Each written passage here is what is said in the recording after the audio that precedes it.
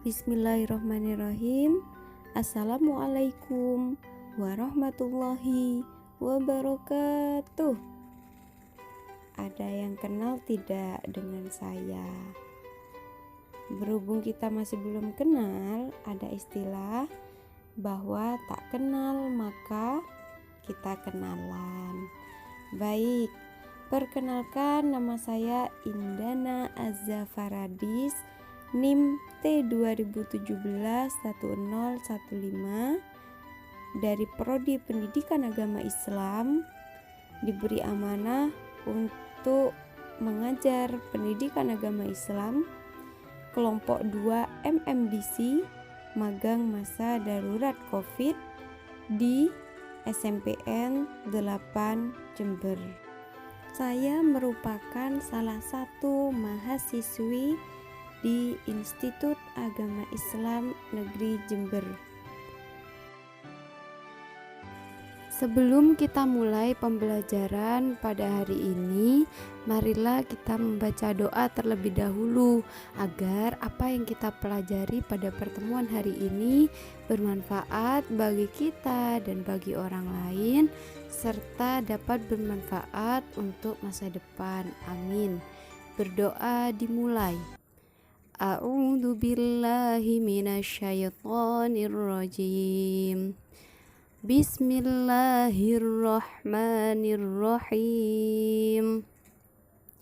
Raditu billahi rabba wa bil islami dina wa bi Muhammadin nabiyyan wa rasula. Rabbi zidni ilma warzuqni fahma. Amin ya rabbal alamin. Amin, Allahumma amin. Setelah kita selesai membaca doa sebelum belajar, Ibu mengajak kalian semua, mengajak kita semua untuk bersyukur kepada Allah atas segala nikmat sehat, nikmat sempat, dan nikmat-nikmat yang lainnya yang telah Allah berikan kepada kita semua. Alhamdulillah, kita bisa masih diberi kesempatan untuk menikmati segala kuasa dari Allah Subhanahu wa Ta'ala. Dan jangan lupa, di masa pandemi seperti ini kita jangan lupakan 3M, yaitu mencuci tangan, menjaga jarak, dan memakai masker. Sebelum kita memulai materi pada pertemuan hari ini, mari kita mereview terlebih dahulu pertemuan pada minggu kemarin, yaitu tentang toharoh. Mungkin ada yang masih ingat apa itu toharoh? Betul, toharoh adalah bersuci dari najis dan hadas. Apa yang disebut dengan najis? Najis merupakan kotoran yang menjadi sebab terhalangnya seseorang untuk beribadah kepada Allah. Lalu apa yang disebut dengan hadas?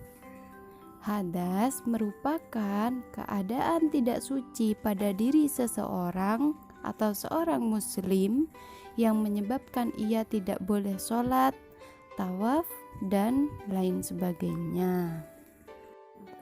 Ibu akan sedikit bertanya tentang najis. Najis itu dibagi menjadi 3. Apa saja dan sebutkan contohnya. Najis dibagi menjadi 3, yaitu najis mukhaffafah, najis mutawassithah, dan najis mughalladah. Najis mukhaffafah adalah najis ringan.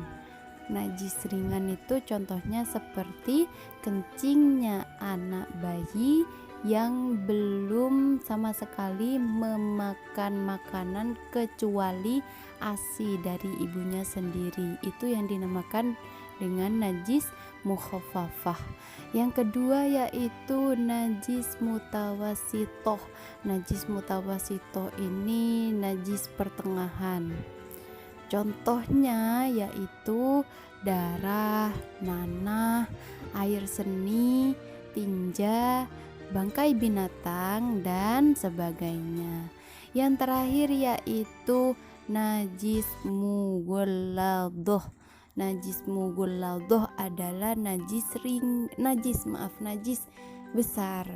Contohnya seperti air liur anjing atau kotoran anjing dan sejenis anjing seperti babi, anjing yang memiliki dan mengandung najis besar. Berbicara perihal najis itu bisa disucikan dengan cara disiram ataupun kita harus mewajibkan untuk melakukan mandi besar dan lain sebagainya. Nah, kita akan mengingat kembali perihal mandi wajib. Ada yang tahu niat mandi wajib itu seperti apa? Nah, baik. Niat mandi wajib untuk menghilangkan hadas besar yaitu Bismillahirrahmanirrahim. Nawaitul ghusla li raf'il hadasil akbari fardhol lillahi ta'ala. Dengan artian saya niat mandi menghilangkan hadas besar karena Allah Ta'ala. Yang kedua yaitu niat wudhu. Ibu yakin kalau niat wudhu semuanya sudah pada hafal. Kita baca bersama. Bismillahirrahmanirrahim. Nawaitul wudu'a li raf'il hadatsil asghari fardhon lillahi ta'ala. Artinya, saya niat wudhu menghilangkan hadas kecil karena Allah Ta'ala. Yang selanjutnya yaitu tayamum. Tayamum, kita baca bersama niat tayamum. Bismillahirrahmanirrahim. Nawaitu tayammuma listibahatis sholati fardhon lillahi ta'ala. Artinya, aku niat bertayamum untuk dapat mengerjakan sholat karena Allah Ta'ala. Hikmah-hikmah toharo itu banyak sekali. Di antaranya, orang yang hidup bersih akan terhindar dari segala macam penyakit. Dapat dijadikan sarana untuk lebih mendekatkan diri kepada Allah, serta kebersihan akan membuat kita menjadi hidup dengan lebih nyaman. Mungkin reviewnya hanya sampai di sana saja. Sampai materi ini saja, kita akan lanjut ke materi selanjutnya, yaitu tentang sholat berjamaah.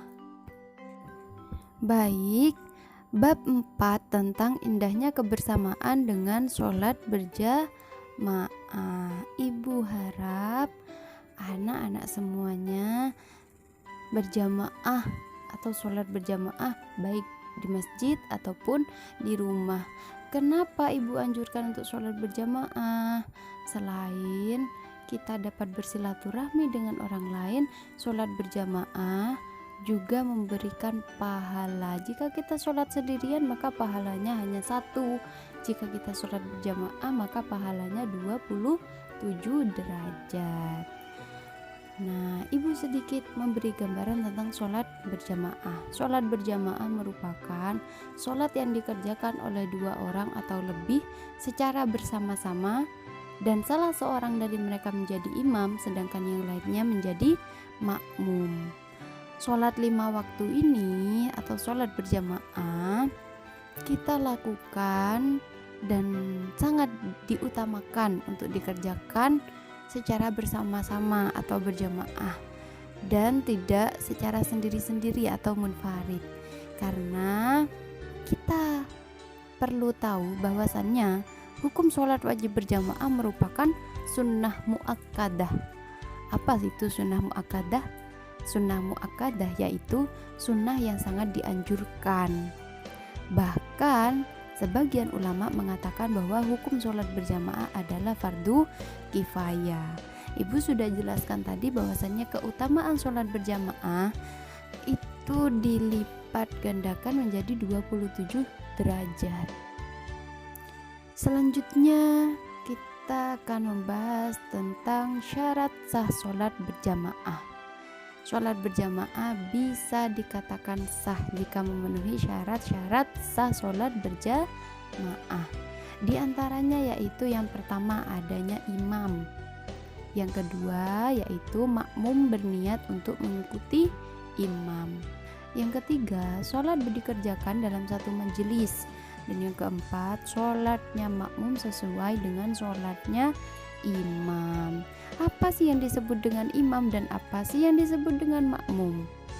Imam merupakan satu orang yang memimpin pada sholat berjamaah, dan makmum merupakan jamaah dari imam. Nah, imam ini hanya ada satu dalam sholat, tidak boleh ada dua. Dan makmum itu boleh lebih dari satu. Banyak, sekitar 40-70 orang itu tidak apa-apa, asalkan imamnya satu. Dan kita sholat dikerjakan dalam satu majelis. Kita tidak boleh mengerjakan sholat berjamaah di beda majelis. Nah, selanjutnya yaitu tentang syarat untuk menjadi imam. Yang pertama yaitu mengetahui syarat dan rukun sholat serta perkara yang membatalkan sholat. Fasih dalam membaca ayat-ayat Al-Quran, paling luas wawasan agamanya dibandingkan yang lain, berakal sehat, balil, berdiri pada posisi paling depan. Seorang imam atau seorang laki-laki itu boleh mengimami orang-orang perempuan, tetapi perempuan tidak bisa dijadikan imam ketika jamaahnya itu laki-laki. Dan yang terakhir yaitu tidak sedang bermakmum kepada orang lain. Selanjutnya yaitu syarat-syarat menjadi makmum. Yang pertama, makmum berniat mengikuti imam, mengetahui gerakan sholat imam, berada dalam satu tempat dengan imam, posisinya di belakang imam, dan hendaknya sholat makmum sesuai dengan sholatnya imam. Nah, ketika imam melaksanakan sholat maghrib, maka si makmum juga melaksanakan sholat maghrib. Begitupun sebaliknya, imam itu tempatnya di depan, tidak boleh di tengah dan tidak boleh di belakang. Jadi imam itu wajib di depan. Di belakang imam yaitu tempatnya makmum. Nah, yang kedua kita akan bahas tentang makmum masbuk. Apa itu sih makmum masbuk? Nah, makmum masbuk merupakan makmum yang tidak sempat membaca surat Al-Fatihah bersama imam di rakaat pertama. Lawan katanya yaitu makmum muafik. Nah, makmum yang dapat mengikuti seluruh rangkaian sholat berjamaah secara bersama-sama dengan imam yaitu disebut dengan makmum muafik. Makmum masbuk ini bisa dikatakan sebagai ketika dalam satu majelis imam sudah berada pada rakaat kedua, sudah melaksanakan rakaat kedua, sedangkan kita baru datang ke majelis itu dan kita mengikuti sholat berjamaah sesuai dengan gerakannya imam pada rakaat keduanya imam dan rakaat ke satunya makmum, maka itu juga bisa disebut dengan makmum masbuk. Nah, jika kita dalam kondisi ketinggalan berjamaah seperti ini, maka perlu kecermatan dalam tata cara menghitung jumlah rakaat. Jadi kita harus mengingat ketika imam sudah pada rakaat kedua, kita pada rakaat pertama kita tidak boleh ikut-ikut juga bahwa kita rakaat kedua. Jadi ketika di akhir sholat imam sudah melaksanakan tahiyat akhir dan imam sudah salam, maka makmum tidak boleh mengikuti imam, tetapi karena makmum kurang 1 rakaat, maka makmum harus berdiri lagi untuk menambah jumlah rakaatnya. Seperti itu. Hanya ini yang bisa Ibu sampaikan pada pertemuan hari ini. Jika ada tutur kata yang kurang berkenan, Ibu mohon maaf dan terima kasih atas segala perhatian. Jangan lupa untuk melakukan absen melalui Google Form yang udah Ibu kirim di grup. Sekian, terima kasih. Wassalamualaikum warahmatullahi wabarakatuh.